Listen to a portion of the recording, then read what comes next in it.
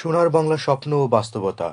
রবীন্দ্রনাথ থেকে বঙ্গবন্ধু। প্রতিপাদ্য কক্সবাজারে বিশ্বকবি রবীন্দ্রনাথ ঠাকুরের ১৬৩তম জন্মবার্ষিকী উদযাপিত হয়েছে। এ উপলক্ষে গতকাল জেলা প্রশাসন ও জেলা শিল্পকলা একাডেমির যৌথ উদ্যোগে অনুষ্ঠিত হয়েছে আলোচনা সভা ও সাংস্কৃতিক অনুষ্ঠান।